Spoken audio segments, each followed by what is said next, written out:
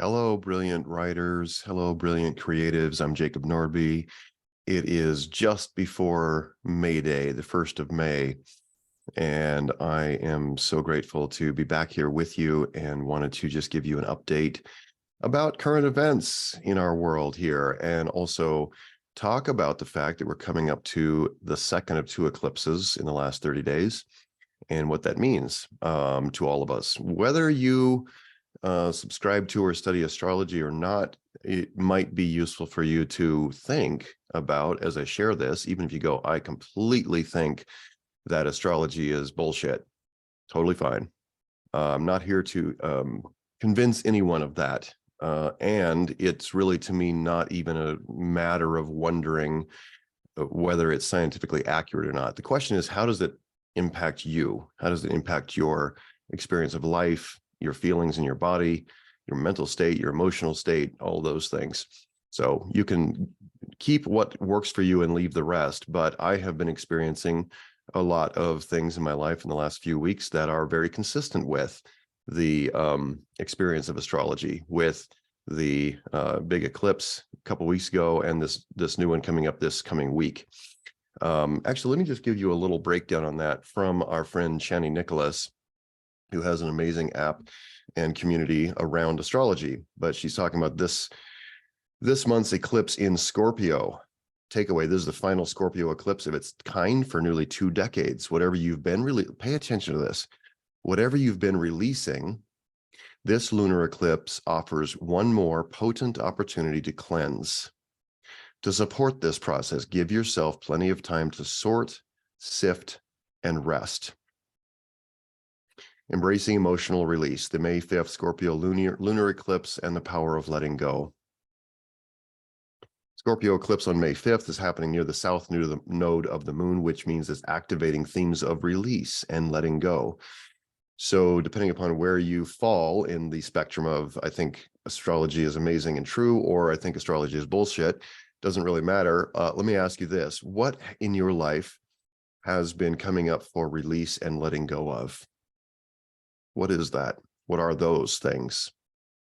In my life, there have been some really dramatic and profound rewriting of old contracts with people in my life, meaning old agreements that needed to be updated to reflect where we currently are in our lives, right? And this affects a lot of things. It affects personal situations, it affects business, it affects a lot of things. But the energy of release and letting go, what in your life is old? What has been up for release and letting go? Maybe it's something you've been struggling with for years, but for whatever reason, right now is the crossroads. Right now is the point of choice between this direction or that direction. I'd invite you to use that as a journaling prompt or a self-reflection prompt. What in my life have I been in the process of releasing or letting go, maybe for a really long time? Okay, that's just a good question. Some support on that. These emotions run deep, says Shani Nicholas, like a subterranean cistern or well. The eclipse on May 5th will puncture the stillness, and the feelings that rise could smell a bit putrid at first. So pull that lid off the can of worms, especially since this is a lunar eclipse, which means leave us emotionally tender at the best of times. This isn't the moment to start new projects or crowd your calendar. Instead, underbook yourself around May 5th. Create space in your schedule for old feelings or memories to swamp bubble their way to the surface. Wow, with her descriptive language there, I just kind of smelled a pocket of swamp gas come to the top of a little puddle of water or pond of water and pop. And you've probably, if you've done any exploring outside and walked through swamps, you probably know what that smell is. It's not always pleasant, but it's coming up from the depths, which means it needs to come up and dissipate into the rest of the atmosphere. Allow necessary endings to occur. And if the word ending makes you nervous, consider the life laced inside every process of decay, the fallen tree that nurses moss, fungi, and seedlings, the strawberries that hatch from soil rich with compost. Compost is otherwise known as rotting stuff and shit. South node eclipses aren't pretty, especially not in Scorpio. where the moon is traditionally considered in its fall. But we need to cross this threshold to meet the opportunities that are bigger, bolder, and made for us. While eclipses can bring sudden events, what comes up during this particular eclipse may not surprise you. It goes on for there. I will put a link to this article in the notes on this update video. So I would love to invite you to sit with your life just for a few minutes today and ask, what has been in the process of coming to a natural end? What old agreements are outdated between me and someone else, between me and a circumstance, perhaps like a job or a project or a relationship or anything? Maybe it's a place you live. Maybe it's just time for you to come to the end of an old agreement you had with yourself that these are your limitations, whatever it might be: physical, financial, career, relationship.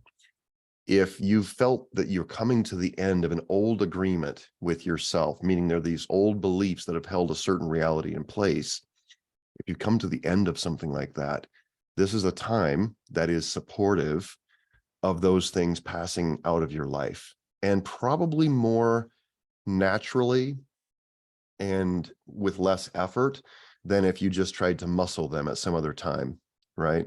I remember it's been exactly 10 years since I went through a divorce, and I had been married for almost 20 years. And divorcing was not something that I came to lightly. I was raised in an environment where divorce was completely off the table.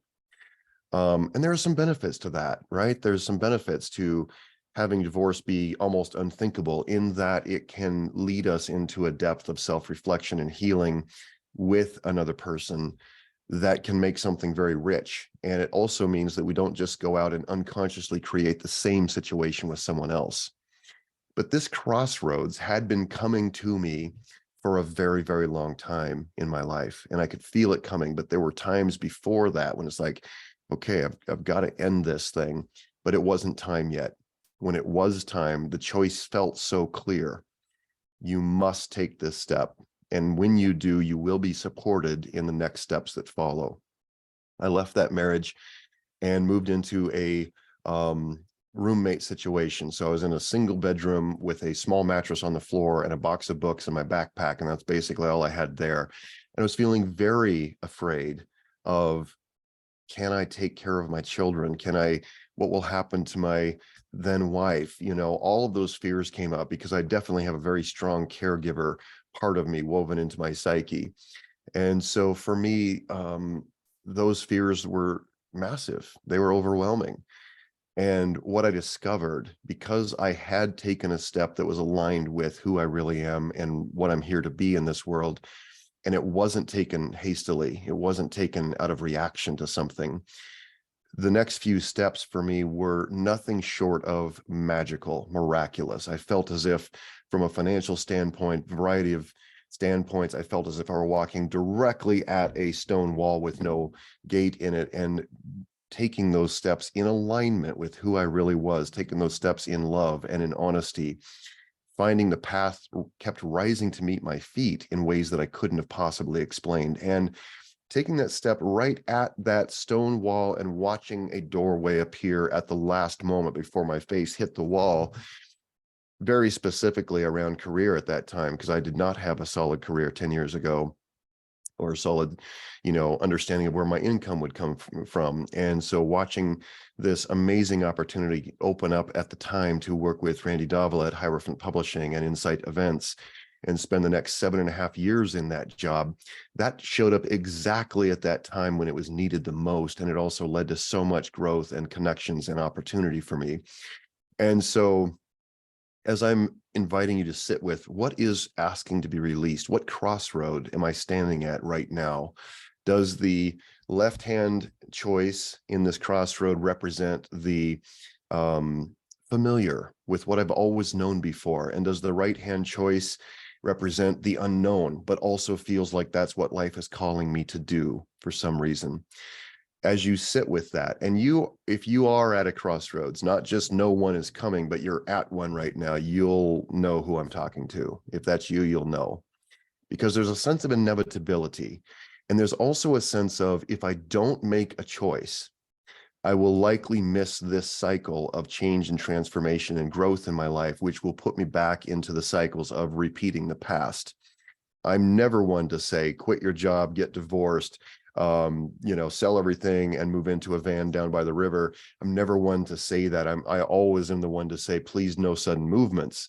Don't take quick action after you've had, an intense experience or your eyes are open suddenly. Let it settle before you make those next steps. And if you're there, if you know you're there, just be aware that you are being supported in making a choice toward the highest version of yourself. And I'm not one that says every big choice has to be accompanied by fear, but I will say that a big choice often, not always, often the choice in the direction of who you really are and what you're here to do is accompanied by a sense of uncertainty, which can then manifest as fear. It will present as anxiety because the unknown just does that in our psyches. We can't change that fact of our psyche, that the unknown is uncertain, and therefore, because it's uncertain, it brings up these feelings of being freaked out inside. Okay, so if you're at any point on that spectrum, just be aware this is a good time to slow down, to breathe, to journal, to meditate, to seek the counsel of wise friends, not just friends who will confirm your beliefs about something, about a situation, people who are willing to call you out or willing to reflect very honestly. Those are valuable people in your lives at this point.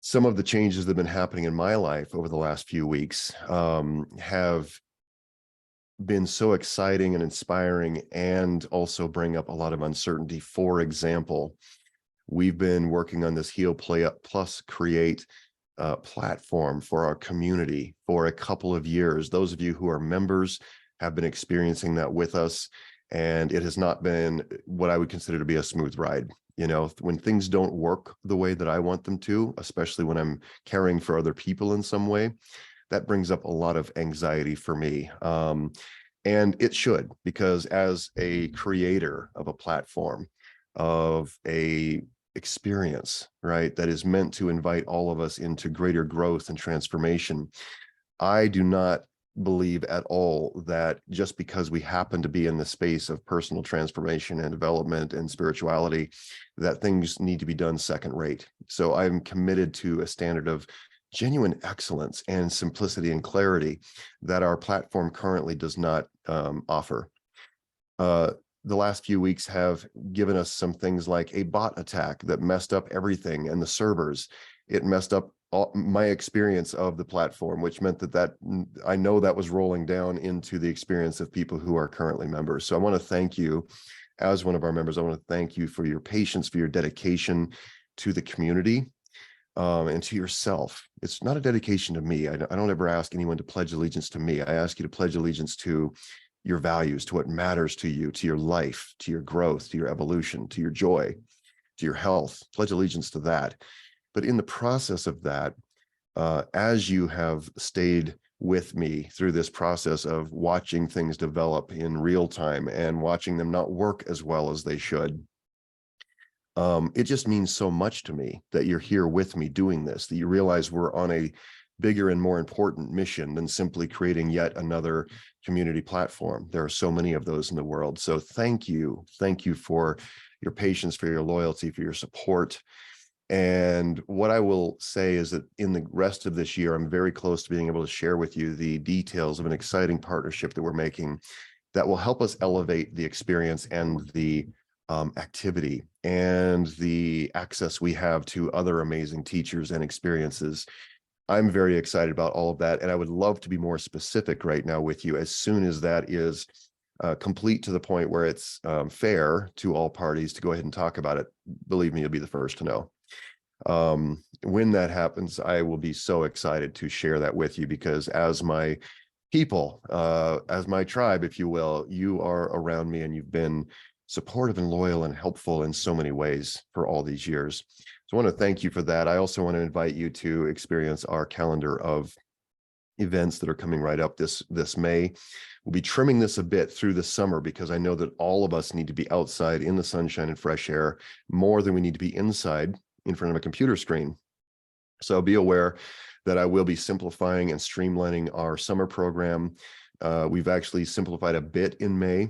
We do have the Hero on a Mission book series that my brother Nate will be continuing to facilitate and finishing up. There are 3 more sessions of that. If you haven't jumped into that, please do. It's such a beautiful and compelling, inspiring book. It helps you write your eulogy. It helps you get clear and committed to this one life that you have. It helps you get clear and aware of the things that have held you back in the past. I love this book. I love the process of self-discovery and clarity and commitment it leads you into. And I love the teaching that it gives that says every victim, every hero rather, is simply a victim who chose to grow, who chose to overcome. So if you look around at your life and think about the situations or people or events that you feel like you're a victim to, first of all, we don't victim shame around here ever. So it's never a matter of you shouldn't be feeling like a victim. The question comes down to, though, what life would I rather have instead of this story of being a victim? So a hero is a victim who chose to grow, who chose to overcome, who chose to transform.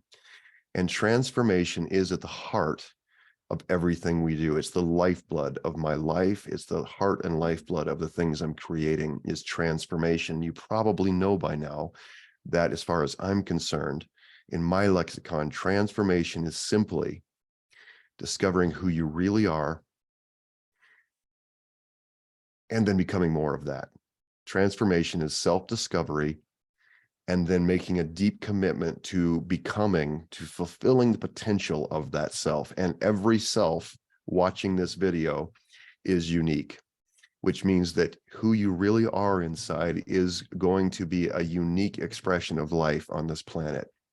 It's going to be a unique expression of life that will never be repeated in the future of the universe and has never happened before in the history of the universe. You might look around and say, there are more than 8 billion of us unique experiences on Earth right now. What does it even mean to be unique? And that doesn't even count all the billions and billions of people who came before us.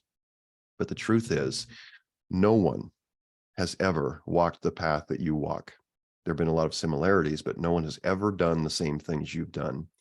No one has ever been wounded in exactly the same ways that you have been, with your personality style, with your family history, with the exact circumstances of your life.